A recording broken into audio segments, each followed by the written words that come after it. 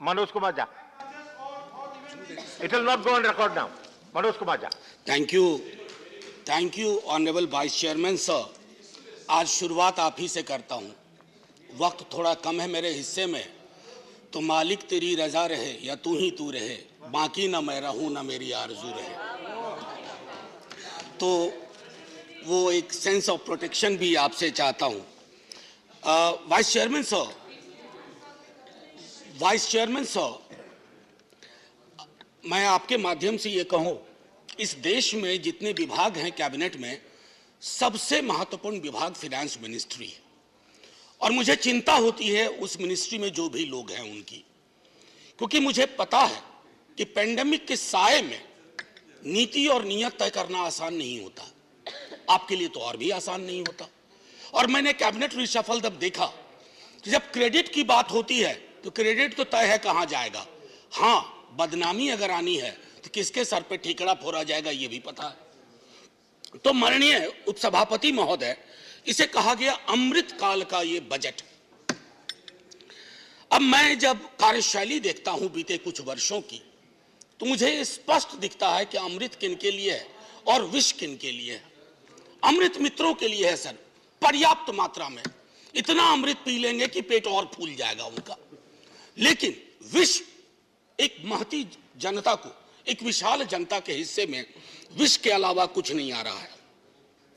माननीय सभापति महोदय, मैं शुरू करूंगा डिफेंस को लेकर के एलोकेशन पर। मेरे दोस्त सुजीत ने अभी बात की। मैं सिर्फ इतना कहूंगा, कहीं एलोकेशन में रिक्रूटमेंट का हिस्सा क्या होता है, क्या वो आपके जहन में है भी या नहीं, या आपने तय कर लिया है कि रोजगार विहीन ही सब कुछ होगा। 70 वर्षों से एक डिमांड चल रही है, अभी भी गुरुग्राम में लोग बैठे हुए हैं, अहीर रेजिमेंट की डिमांड की। एक गौरवशाली इतिहास रहा है, आपके जहन में नहीं पड़ता, ना पड़े, वोट की चोट बहुत सिखा देती है। मैं सिर्फ इतना कह करके अगले बिंदु पे आऊंगा। Sir, I am deliberately avoiding macro issues. I could have dealt with that. Poor health of economy, bug on fiscal deficit, regressive taxation और केस शेप्ड रिकवरी। अब ये मैं बीते कुछ वर्षों से वी शेप, के शेप, तो मैंने थोड़ा रिसर्च किया। सर, एक जेड शेप रिकवरी भी होती है।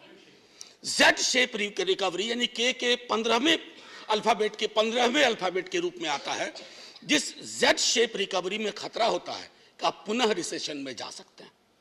आप ज्यादा अर्थशास्त्र समझते हैं, यहां से चिदम्बरम साहब और कपिल सिब्बल जी बोले, फाइनेंस मिनिस्टर साहब हैं, आप लोग ज्यादा समझते हैं। हमारे लिए तो अर्थशास्त्र सर गरीब और निम्न आय वर्ग की थाली है। मैं तो उसकी साइज देखता हूं सर। मैं बजट में पोर्ट वाले को क्या मिला, एयरपोर्ट वाले को क्या मिला, उससे मैं चिंतित नहीं हूं। दे दीजिए ना सब कुछ, लेकिन गरीब की थाली महफूज रखिए। गरीब की थाली छोटी होती जा रही है, नौकरियां नहीं मिल रही हैं। अभी रेलवे वाले विजुअल्स आप सबने देखे होंगे माननीय उपसभापति महोदय। मैं खास तौर पे कहूं, एजुकेशन और हेल्थ में जो आपका एलोकेशन है, अलॉटमेंट है, उसमें फिर से एक बार वही रोजगार सृजन की कोई चर्चा नहीं। There is no vision at all. आपने एक आंकड़ा दिया 60 लाख 5 वर्षों में। अरे लेबर फोर्स में एंट्री के लिए तैयार लोगों की आपको फेहरिस्त की जानकारी है? करोड़ों करोड़ दस्तक दे रहे हैं, आपने दरवाजे बंद करके रख दिए। और चूंकि आपने दरवाजे बंद करके रख दिए तो आपको वो विजुअल्स देखने पड़ रहे हैं। माननीय मंत्री महोदय हैं, आपके माध्यम से कहूं सर, फौरी तौर पर एक रोजगार कैलेंडर पर काम करिए। सालाना हर विभाग, हर क्षेत्र, हर निकाय, वहां से निकाल के रखिए कितनी वैकेंसी है और कब भरेंगे, क्योंकि जब आप उन वैकेंसीज को नहीं भरेंगे, सब्र का प्याला बढ़ता जा रहा है।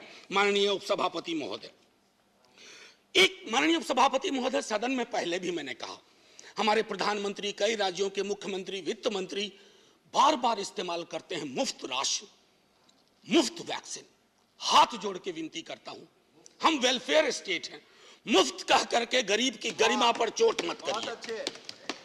हर नागरिक का स्टेक है, अधिकार है, और उस अधिकार को आप जब कहते हैं मुफ्त में दिया, मुफ्त में दिया, अरे आप अपनी तस्वीर लगा लीजिए बोरी पे, आप तस्वीर लगा लीजिए बोरी पे, सोच ईमानदार, काम दमदार वगैरह वगैरह लिख दीजिए, लेकिन मुफ्त कह करके गरीब का अपमान मत करिए, क्योंकि गरीब की लानत अगर पड़ेगी तो बहुत मुश्किल होगी। माननीय उपसभापति महोदय, गरीबी का विलोम ब्रायन स्टीवेंसन कह गया, गरीबी का विलोम संपत्ति नहीं होता है, गरीबी का विलोम न्याय होता है। आपको अपने बजट के नजरिए में देखना होगा। मैं तीसरी बार बजट पे बोल रहा हूं सर, तीसरी बार इस सदन में आर्टिकल 39 क्लॉज सी एक बार पढ़िए और मूल्यांकन करिए that the operation of the economic system does not result in the concentration of wealth and means of production to the common detriment. Read the Oxfam report. Sir थोड़ा indulgence, थोड़ा सा sir, मैं बस थोड़ा ज्यादा वक्त नहीं लूंगा, बस वाइंड अप ही कर रहा हूं सर। दूसरी चीज, बस मैं ये कह रहा हूं, तीसरी बार ये दिखा रहा हूं आर्टिकल 39। खैर सर, ग्रोथ बड़ी चर्चा होती है, आप कुछ नंबर बताते हैं, ये डिस्प्यूट करते हैं इधर से। सर हमको उससे भी मतलब नहीं है। आपका ग्रोथ फेसलेस क्यों है? फेसलेस ग्रोथ, जॉबलेस ग्रोथ, और तब तुर्रा इस बात का कि $5 ट्रिलियन इकोनॉमी बनेंगे। सर आत्मनिर्भरता पर तो बहुत चर्चा होती है, मैं बोलना भी नहीं चाहता। मनरेगा को लेकर के एक बात जरूर कहूंगा। कल सुशील मोदी जी सदन में बोल रहे थे कि आंकड़े में गलती की इन्होंने, रिवाइज एस्टीमेट को, बजट एस्टीमेट को, रिवाइज एस्टीमेट को। मैं अग्री करता हूं सर आपसे, मैं उसमें नहीं जाना चाहता हूं, लेकिन जब रिवाइज एस्टीमेट के आंकड़ा आपके पास था और पैंडेमिक ने डिसरप्शन कर दिया था, आपने उस आंकड़े को क्यों नहीं देखा? आपने उस आंकड़े को क्यों खारिज कर दिया?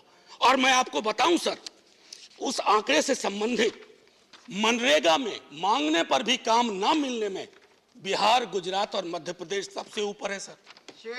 ये शर्म का विषय होना चाहिए, सदन के लिए सामूहिक शर्म का विषय होना चाहिए, पीठ ठोकने की बात नहीं है सर। बस मैं एक आध मिनट लूंगा, उससे ज्यादा नहीं।